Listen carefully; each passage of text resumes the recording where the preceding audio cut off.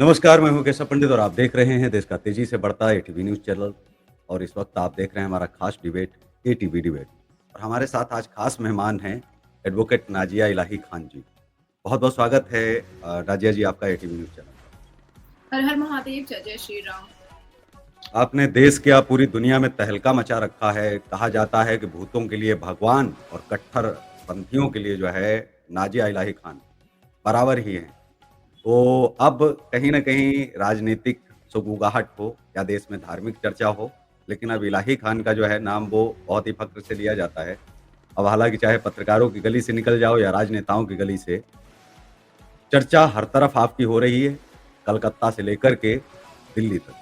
क्योंकि 2 ही जगह आंदोलन चले, जिस समय आज़ादी का आंदोलन था, तब भी यही था कि कलकत्ता से जो है आवाज़ उठाई गई और आज फिर कलकत्ता की बेटी जो है अब दिल्ली की तरफ कूच कर रही है। नेताजी सुभाष चंद्र बोस ने भी कलकत्ता से थे आवाज़ उठाई कि दिल्ली चलो।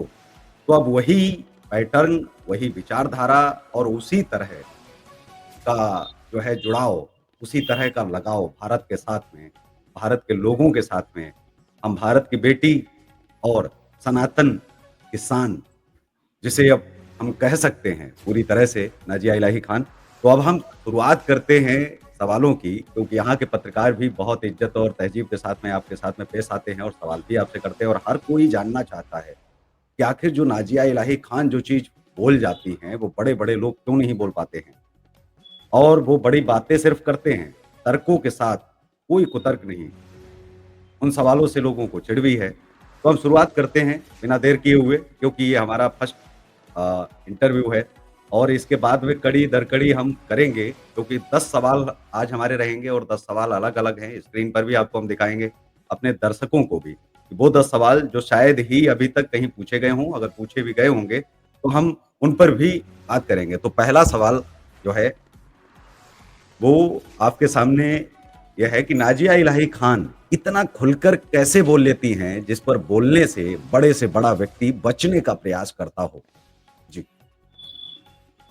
नमस्कार, हर हर महादेव। और सबसे पहले तो मैं आभारी हूँ देश के सभी लोगों की जो मुझे सुनना पसंद करते हैं और जो मुझे देखना भी नहीं पसंद करते हैं।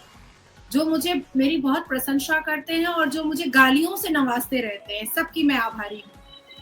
देखिए, ऐसा है कि सच बोलने की हिम्मत और ताकत जो होती है, वो उसी के अंदर होती है जो जिसको सच बोलने की आदत होती है।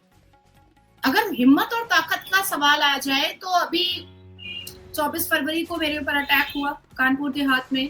उससे पहले 8 सितंबर को मेरी मॉब लिंचिंग करने की कोशिश की गई अलीपुर कोर्ट के परिसर में। उससे पहले मेरे ऊपर एसिड अटैक हुआ। उससे पहले उल्बेरिया के रास्ते पर मेरे ऊपर काफ़ी मेरी गाड़ी पर पेट्रोल बम और शूट भी किया गया, पिस्टल वगैरह भी चलाया गया। तो बड़ी कट्टर जान हूँ मैं और मैं बच भी जाती हूँ, हिफाज़त से रह भी जाती हूँ, महादेव की कृपा है और महाकाल देव की भी कृपा है।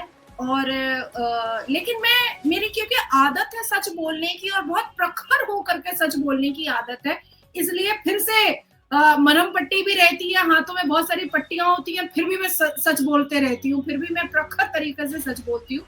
तो मुझे ऐसा लगता है कि अगर वाक़ई में मैं अटल जी को अपना आइडियल मानती हूँ, तो मैं उनकी तरह सच बोलूँगी। अगर मैं वाक़ई में अपने आप को कट्टर मुसलमान मानती हूँ, तो इस्लाम के रिफॉर्मेशन के लिए मैं नहीं आवाज़ उठाऊँगी तो कौन उठाएगा? अगर मैं वाक़ई में अपने आप को भारत की बेटी मानती हूँ, तो भारत को खूबसूरत बनाने में मेरी कितनी ज़िम्मेदारी है, ये तो मुझे अपने कर्तव्यों का पालन करना ही पड़ेगा। अगर मैं वाक़ई में संवैधानिक एक नारी हूँ, तो संविधान के दायरे उन लफंदर मुसलमानों को तो सिखाने ही पड़ेंगे जो बाबर के मुरीद बनकर बैठे हैं और औरंगजेब के टीवी चैनल पर प्रवक्ता बन करके बैठ जाते हैं। तो उनको तो याद दिलाना पड़ेगा कि हेलो हेलो, तुम समाजवादी पार्टी से हो, तुम नमाजवादी पार्टी से नहीं हो। तो इसलिए समाज की बात करो, नमाज की बात मत करो। जी।